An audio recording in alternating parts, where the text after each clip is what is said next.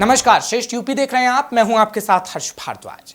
लोकसभा चुनाव 2024 के परिणाम को आए अभी कुछ ही दिन हुए हैं, लेकिन देश के सबसे बड़े सूबे उत्तर प्रदेश में सियासी हलचल फिर से तेज हो गई है। इसकी वजह है यूपी की 10 विधानसभा सीटों पर होने वाले उपचुनाव, जो बीजेपी के लिए नाक की लड़ाई है। इस चुनाव में एक बार फिर बीजेपी का सामना इंडी गठबंधन से होगा। एक और राहुल अखिलेश की जोड़ी होगी, तो दूसरी ओर सूबे के सीएम योगी आदित्यनाथ, जिनके कंधों पर उपचुनाव में पार्टी की नैया को पार लगाने की जिम्मेदारी होगी। यानी उपचुनाव का महामुकाबला मुख्य तौर पर योगी आदित्यनाथ और अखिलेश यादव के बीच ही होगा। देखिए इस रिपोर्ट में। लोकसभा चुनाव में खराब प्रदर्शन के बाद बीजेपी की नजर प्रदेश में होने वाले उपचुनाव पर टिक गई है। इसके लिए पार्टी ने तैयारी शुरू कर दी है। वहीं समाजवादी पार्टी पहले से ही अपनी जीत को लेकर दावा ठोक रही है। हाल में हुए लोकसभा चुनाव में यूपी की 80 सीटों में से बीजेपी सिर्फ 33 सीटें ही जीत पाई थी, जबकि 37 सीटें जीतकर सपा ने प्रदेश सहित पूरे देश को चौंका दिया था और राज्य की सबसे बड़ी पार्टी बनकर उभरी थी, जिसकी अगुवाई खुद पार्टी प्रमुख और प्रदेश के पूर्व सीएम अखिलेश यादव कर रहे थे। वहीं बीजेपी के खराब प्रदर्शन के लिए सियासी गलियारों में कई दलीलें दी गई।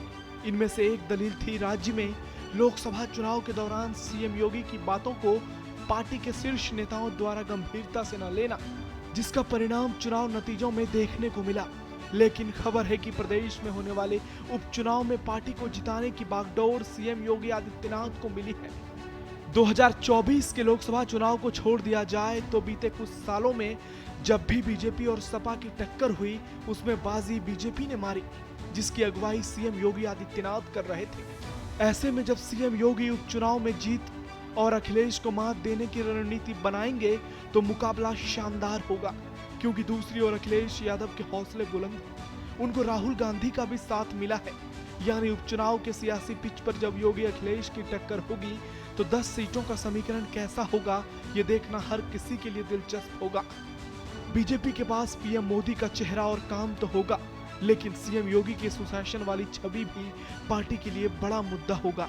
लेकिन विपक्ष, खासकर अखिलेश यादव, उपचुनाव में भी लोकसभा चुनाव की तरह संविधान और आरक्षण को मुद्दा बनाएंगे, ये देखना भी दिलचस्प होगा। अब आपको 10 सीटों पर होने वाले उपचुनाव का पूरा समीकरण बताते हैं।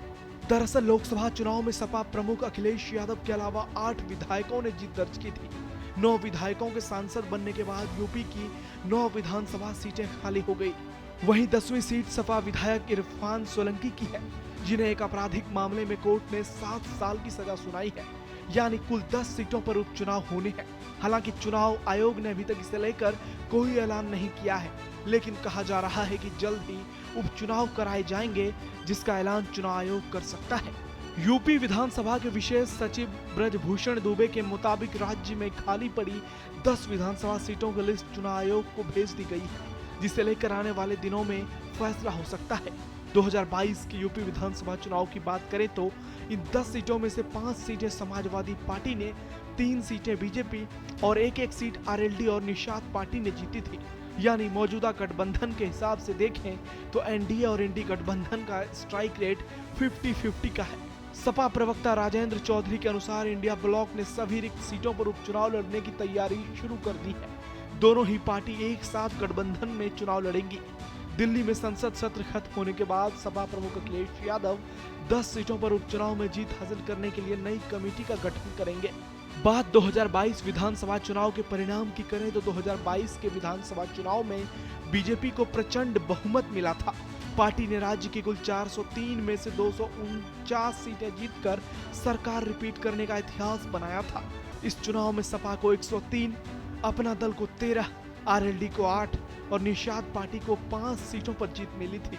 इस बार का सियासी माहौल 2022 से अलग है और सपा पहले से ज्यादा मजबूत दिख रही है। ऐसे में योगी आदित्यनाथ और अखिलेश यादव ही तय करेंगे कि इन 10 सीटों पर नतीजे एनडीए या फिर इंडी किसके पक्ष में होंगे, क्योंकि मौजूदा समय में देश के सबसे बड़े सियासी सूबे यूपी की सियासत इन 2 दिग्गज नेताओं के ही आसपास घूम रही है। और एक बात तो तय है कि उपचुनाव के परिणाम को सीधे तौर पर 2027 में होने वाले विधानसभा चुनाव से जोड़कर देखा जाएगा, जो बीजेपी के लिए नाक की लड़ाई है और अखिलेश के लिए हौसले की। ये उपचुनाव एक तरह से 2027 का सेमीफाइनल होगा। ऐसा कई सियासी पंडित भी दावा कर रहे हैं। फिलहाल ऐसी और खबरों के लिए आप देखते रहिए श्रेष्ठ यूपी। यूपी की हर खबर देखने और उनसे अपडेट रहने के लिए हमारे चैनल श्रेष्ठ यूपी को सब्सक्राइब और लाइक करें। साथ ही बेल आइकन को दबाना ना भूलें, जिससे हमारे हर वीडियो की जानकारी आप तक पहुंचती रहे।